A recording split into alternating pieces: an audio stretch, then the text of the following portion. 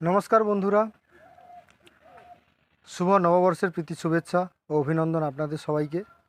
তো আমাদের আজকের 2রা বৈশাখ। তো আমরা নতুন বাংলা বর্ষে এসে গেছি এবং আপনাদের কাছে অনেক দিন ভিডিও ছাড়তেও পারিনি। সেটা আমার খুবই দুঃখজনক ব্যাপার, যেটা আমি আপনাদের কাছে প্রেজেন্ট করতে পারিনি।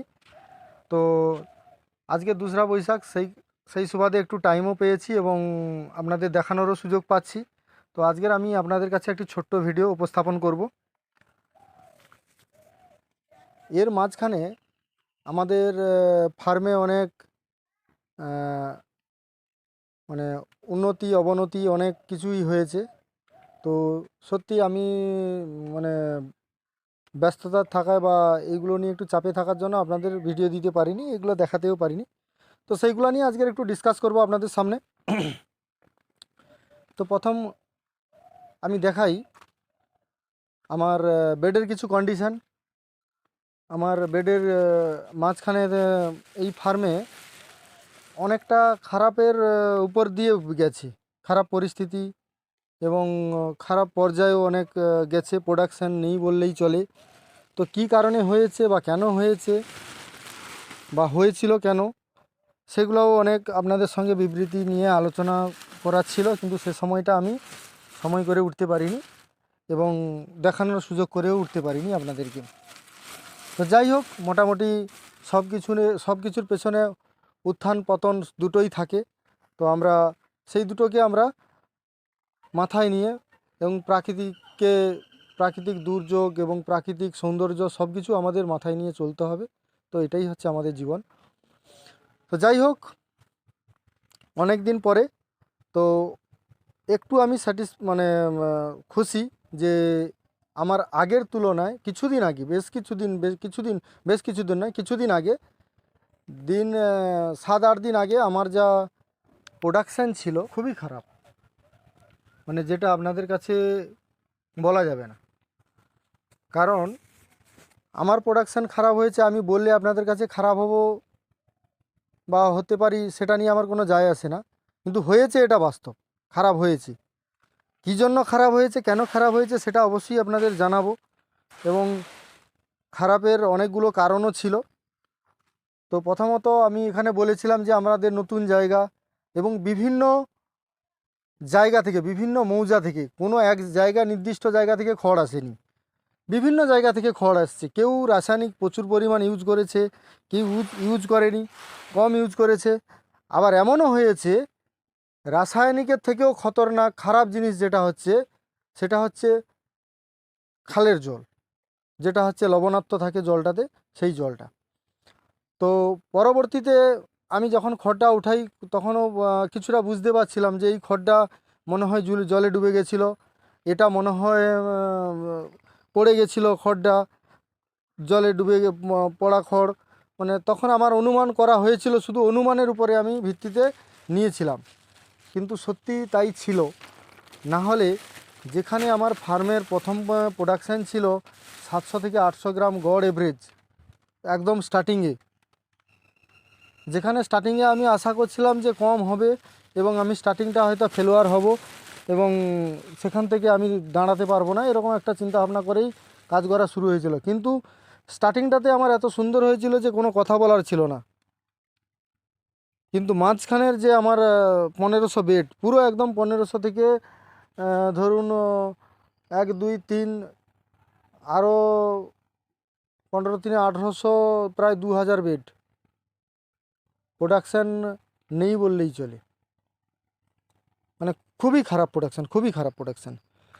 তো এটা আমি অনেক রক্ষণাবেক্ষণ করলাম এবং অনেক কিছু করার পরে এটা জানতে পারলাম যে অনেক কিছু ট্রাই করার পরে, খড় শোধন থেকে শুরু করে, বেড বসানো থেকে শুরু করে, খাবার, সমস্ত কিছু, হাওয়া জল ট্রিটমেন্ট সব কিছু থেকে যখন যাচাই করতে পারলাম যে এটা অ্যাকচুয়ালি ক্ষেত্রে এটা প্রোডাকশানটা কম এসছে আমার খড় থেকে। যখন খড় আসে তখন দেখা গেল 5 বিঘা জায়গা কি 2 বিঘা জায়গার খড় একসঙ্গে রাখা আছে, সেইভাবে গাদাতে স্টক করা ছিল, সেইভাবে নামিয়ে কাটা হচ্ছে। তো সেই স্টক থেকে সেই লাইনের যা ছিল সেটাই খারাপ হয়েছে, সেই মতোভাবে খারাপ হয়ে চলে গেছে, সেই মতোভাবে প্রোডাকশান হয়নি। তো এখন আর ভয়ের কিছু কারণ নেই, কারণ এই ধাপটা পেরিয়ে যাওয়ার পরে তো এখন যেভাবে প্রোডাকশানের হার এসছে, আশা করি সেই দিকটা আর হবে না, 100, 150, 200 গ্রামের দিকে যাবে না। আবার আমার আগের মতো সব কিছুই ঠিক আছে এবং সব কিছুতে আবার আগের মতো প্রোডাকশান এসে যাচ্ছে। তো ভয়ের আর আমার সেরকম কিছু কারণ নেই, কারণ এটা আমার একার ব্যাপার নয়, এটা আগেও বলেছিলাম, এটা একটা যৌথভাবে আমার কাজ করা। এটার সঙ্গে আমার একটা পার্টনারশিপ জড়িত আছে। তো খারাপ হওয়াটা খুবই খারাপ ব্যাপার ছিল।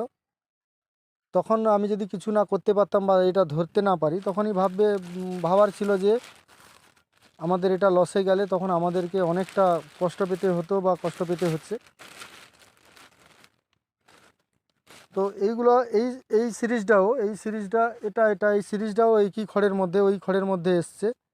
তো আমি আশা করছিলাম যে এটাতে টোটালি ফলন আসবে না, কিন্তু আপনারা দেখুন, তো সেই হিসাবে আমাদের কাছে কিন্তু ফলন অতটা খারাপ হয়নি বা খারাপ হচ্ছে না।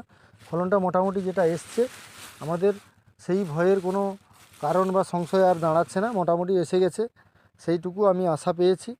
এবং সেই লসটাতে আমাদের আর যেতে হচ্ছে না, যেই লসটা আমি ভয় পেয়েছিলাম যে এই মনে হয় আমাকে এবারে লসের দিকে যেতে হবে, কারণ প্রোডাকশান এতটা কম হয়ে যাচ্ছে। তো আপনারাও সাবধানবশত যেখান থেকে খড় নিচ্ছেন, একটু খড়ের সাইজ চেহারা দেখে কিনবেন, কারণ খড় হঠাৎ করে বোঝা যায় না, কালার দেখলে বা দেখলে বোঝা যায় না যে খড়টা কী হতে পারে। আর এবারে দেখুন গাইজ, কুঁড়িগুলোর সাইজটা দেখছেন, এই কুঁড়ি আপাতত 100-150 গ্রামের উপরে ফলন হওয়ার কুঁড়ি এসছে।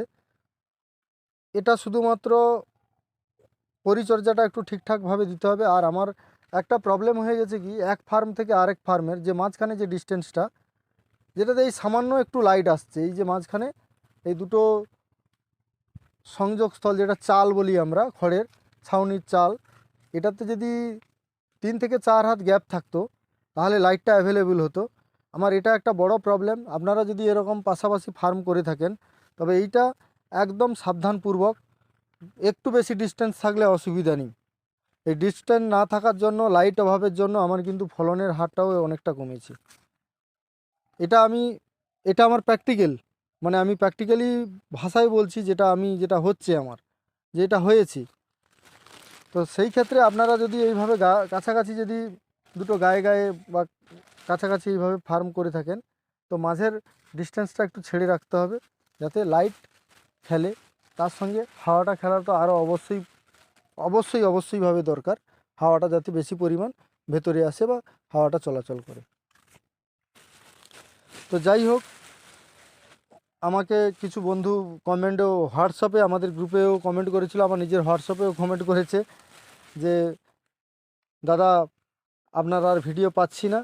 তো সেটা আর অসুবিধা হবে না আশা করি, এরপর থেকে আমার ভিডিও কন্টিনিউ আশা করি সপ্তাহে 1-2 করে এসে যাবে, পাঠাতে পারবো। তো সেই রকম অবস্থাতে এসে গেছে। আর একটা জিনিস বলে রাখি, এই সময় যা ওয়েদার আছে, রাত্রের দিকটা একটু হালকা ঠান্ডা, সকালে গরম। তো ওয়েদার নিয়ে আমাদের অনেকের মতামত ছিল যে দাদা এই ওয়েদারের জন্য হয়তো আমাদের প্রোডাকশান কম আসছে, কি এই ওয়েদার কি আমাদের ফলন কমিয়ে দিচ্ছে, কিন্তু না, ওয়েদার ঠিকই আছে, ওয়েদার নিয়ে কোনো সমস্যা নেই। শুধু আপনাকে একটা জিনিস লক্ষ্য রাখতে হবে যে আমাদের 7 দিন পরে যে আমরা বেডটাতে হাওয়া দিচ্ছি, 7 দিন 8 দিন হয়ে যাচ্ছে বেডটাতে হাওয়া দিচ্ছি, সেই হাওয়া দেওয়ার যে ট্রিটমেন্টটা, 7 দিন পরে আপনি যখন হাওয়া দিচ্ছেন একটা বেডে, আপনার কুঁড়ির অবস্থানটা কি থাকছে সেইটা অবশ্যই দেখতে হবে। কুঁড়ির অবস্থান, একটা 7 দিন পরের যে কুঁড়ি বা 8 দিনের মাথায় যে কুঁড়িটা আসে, কুঁড়ির অবস্থানটা একদম সরষার থেকে একটু বড় হওয়া চাই, কি ছোলা দানা বা মটরের মতো হয়ে গেলে তো হাওয়া খাওয়ানো অবশ্যই ভালো হবে। এবং ওর সঙ্গে বা একদিন আগে যদি আপনি খুলে দেন, যখন পোস্ত দানার মতো আসছে তখন, বা সরষা দানার মতো আসছে, তখন আপনি যদি খুলে ওর গ্যাসটা বার করে দেন, খড় অনেকগুলো দিন 7-8 দিন একসঙ্গে পেপার ঢাকা থাকলে কিন্তু একটা গ্যাসের উৎপত্তি হয়। তো সেই গ্যাসটা আপনি যদি বার করে দেন তো সমস্যা থেকে অনেকটা সমাধান থাকবে, কোনো অসুবিধা নেই, গ্যাসটা যাতে বার করে দিতে পারেন। আর দ্বিতীয়ত, ওই দিন যদি আপনি মনে করেন যে আমি জল দেব না বা জল দেওয়ার প্রয়োজন নেই, ওই দিন দেওয়ার দরকার নেই। আপনি 2 দিন পরে যদি 7 দিনের মাথায় খোলেন তাহলে 9 দিনের দিন আপনি ওইটাতে জল দিতে পারেন। এবং জলটা আপনি পরিমাণ মতো, যেমন বলা ছিল আমার, যে জলটা পরিমাণ মতো জল দিতে পারেন, কোনো অসুবিধা নেই। এবং জলের যে দেওয়ার যে স্পিড বা গতি, সেটা আমরা যেভাবে দিই হালকাভাবে সেভাবে হওয়া উচিত। তো ঠিক আছে বন্ধুরা, আমার পরের যে ভিডিওগুলো আসবে বা পরের যে বেডগুলো আমার ফেলানো হয়েছে সেই বেডগুলোর আমি অবস্থান এবং আমি প্রোডাকশান নিয়ে আপনাদের সঙ্গে অবশ্যই আলোচনা করব। এবং তার সঙ্গে আমাদের আপনাদের জন্য, মানে যাদের যেসব পাইকাররা রয়েছেন ওনাদের জন্য সুখবর রয়েছে কি, আমাদের প্রথমের দিকে যেভাবে প্রোডাকশান এসেছিলো তো ধীরে ধীরে সেই প্রোডাকশান আসা শুরু হয়েছে। এবং আপনাদের কাছে বাসে করে নয়, আমি আগেও একবার চাষিদের সঙ্গে ফোনে কথা হয়েছিল, বাসে করে নয়, আমাদের নিজেদের একটা পুরানো আমাদের ওমিনি ভ্যান যেটা এসে নেওয়া হয়েছে আপনাদের কাছে মাল পৌঁছে দেওয়ার জন্য। তো এটাতে হলে সুবিধা কি হয়, এটাতে জার্কিং অনেকটা কম হয় এবং এটাতে প্লেস অনেকটা বড়। তো আমরা অন্য কিছুও নিতে পারতাম, আমাদের মালের পরিমাণ 1 কুইন্টাল থেকে 1200 কেজি পর্যন্ত হতে পারে, মানে শুধু আমার এখানকার নয়, আমার অন্যান্য চাষিদেরও নিয়ে। তো সেই ক্ষেত্রে অন্য কিছু নিলে অনেকটা বড় সাইজ হবে বা বেশি কিছু হবে, বা ছোট কিছু প্রাইভেট নিলে সেটাতেও হবে, ছোট সাইজ হয়ে যাবে, এই পরিমাণ মাল যাবে না। তো আমাদের রিল্যাক্সেশনের কোনো ব্যাপার নেই, যে জন্য আমাদের প্রাইভেট কার এরকম কিছু নিতে হবে। কিন্তু আমাদের কথাটা হচ্ছে মাল আপনাদের কাছে টাইমে পৌঁছে দেওয়াটাই হচ্ছে বড় কথা। কারণ এই ছাতু বা মাশরুমটা, এটা টাইমের আগে আমাদের রান্নাঘরে না পৌঁছাতে পারলে কিন্তু খারাপ হয়ে যাওয়ার সম্ভাবনা বেশি থাকে। তবে কুঁড়িটা যদি হয় সেটা 12 থেকে 24 ঘন্টা পর্যন্ত আমাদের কাছে স্টে করে, কারণ 12 ঘন্টা আমরা নিয়ে আসি 12 ঘন্টা এবং পৌঁছাই 12 ঘন্টা। তো সেটাতে কোনো অসুবিধা হয় না। তবে হ্যাঁ, সেটাতে একটু কেয়ার রেখে পাঠালে কোনো অসুবিধা নেই, ভালো। আর আপনারাও চেষ্টা করবেন যে সকাল সকাল মাল আপনারা এই প্রোডাকশানটাকে যত সকালে উঠাবেন এবং যত সকালে মার্কেটে পৌঁছে দিতে পারবেন ততটা ফ্রেশ এবং তাজা মনে হবে। যত আপনি দেরি করবেন, যত সূর্যের তাপ বাড়বে, তত কিন্তু এটা ধীরে ধীরে ধীরে ধীরে একটা অবনতির দিকে যাবে। এবং এটাতে কি হবে না, লালচে ভাব চলে আসবে, তার সঙ্গে একটু নরম হয়ে যাবে, বিভিন্ন রকমভাবে এটা দুর্বল হতে থাকবে এবং খারাপের দিকে যাবে। তো আপনারা এটাকে যত তাড়াতাড়ি পারেন বা যত ভোর থেকে পারেন এটাকে বাজারজাত করে নেওয়াটাই ভালো। এটা আমার প্রথমের দিকের রুম ছিল বা ফার্ম, প্রথমের এই দিক থেকেই আমি শুরুটা স্টার্ট করেছিলাম। এবং এদিকটাতে হচ্ছে নেক্সট পার্ট, এটা আমার, এটাতেও সেম সাইজ সেম, বেডও সেম, একটু আধটু বেশি থাকলে থাকতে পারে। এটাতে জলের পরিমাণ এত বেশি থাকায়, জলের পরিমাণে ময়েশ্চারাইজ এত বেশি থাকায় এই পরিমাণ জল এটাতে জমে গেছে। তো আপনারা পারলেই এইভাবে বার করে দেবেন, জলটা অতিরিক্ত থাকলে বেডও খারাপ হয়ে যাবে, জল পেপার ছিঁড়ে পড়ে যাওয়ার ভয় থাকে, পলিথিনটা কেটে পড়ে যাওয়ার ভয় থাকে, এটা বার করে দিতে পারলে ভালো। এবং এটা আমার নেক্সট পার্ট, ওটা প্রথম পার্ট ছিল। এইখানে যেটা আমি বলছিলাম যে কুঁড়ি কীরকম এলে আপনারা হাওয়া খাওয়াতে পারবেন, এই কুঁড়ির অবস্থানটা ছিল এইভাবে। এই যে ছোট ছোট দেখাচ্ছি আমি, দেখা যাচ্ছে কি না, এটা বোঝা যাচ্ছে, আমি খুলে দিচ্ছি, খুলে দেখাচ্ছি।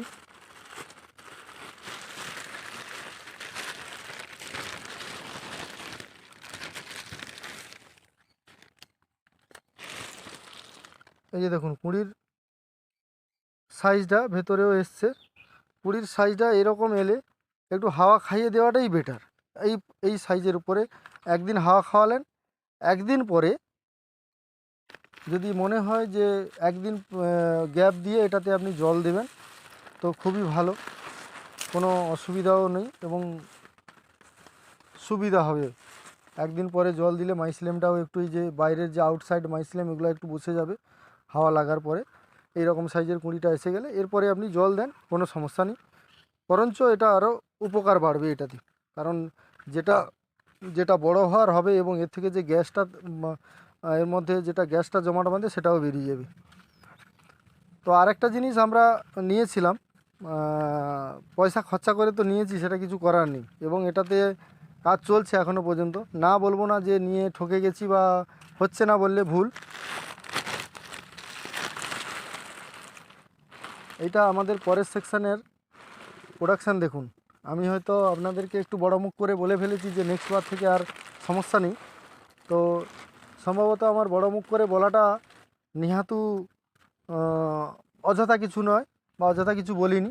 তো আমি কাছাকাছি কিছু বেড খুলেও দেখাচ্ছি। এটা হাওয়া খাওয়ানোর প্রয়োজন ছিল, খোলা হয়নি, এবং আমি দুদিন ছিলাম না এখানে। এই মুখ কাটাটা যেটা এসছে, এইভাবে মুখটা কেটে যাচ্ছে, এইভাবে মুখটা কেটে যাচ্ছে। তো যেটা অতিরিক্ত কেটে গেছে সেটা ঠিক হওয়ার চান্সেস খুবই কম, এবং যখনই দেখবেন অল্প হচ্ছে তখনই খুলে দেবেন। 2-4 ঘন্টা নয়, 10 থেকে 12 ঘন্টা হাওয়া খাওয়ালে ওটা মোটামুটি ঠিক পজিশানে এসে যাবে এবং অতটা খারাপ হবে না, এবং তার সাইজও প্রায় এসে যাবে পেন্সিলের মতো। এই দেখুন, এইগুলো আমি দুদিন না থাকার জন্য, আমার যে পার্টনার বা বন্ধু এটা দেখাশোনা করে, এটা ওর জানা নেই এসব বিষয়গুলো। তো এটা আমাকে দাঁড়িয়ে থেকে এসব জিনিসগুলো করতে হয়। তো আমি আপনাদের কাছে এক একটা করে বেড খুলে অবশ্য দেখাবো যে এটা প্রোডাকশান নিয়ে। আর আমার প্রথমের মতো যেটা চাপ ছিল না, এখনও সেই চাপ নেই, বা চাপটা আমার অনেকটা সংকোচটা দূর হয়ে গেছে। আমি একদিক নয়, আপনি 3 দিকে আমি দেখাবো, 3 দিকে। একদিক বললাটা ভুল, আমি 4 দিকে ঘুরে দেখাবো। ওই দিকে পেপারটা আছে, 4 দিকে ঘুরে দেখাবো যে আমার প্রোডাকশান কীভাবে এসছে না এসছে।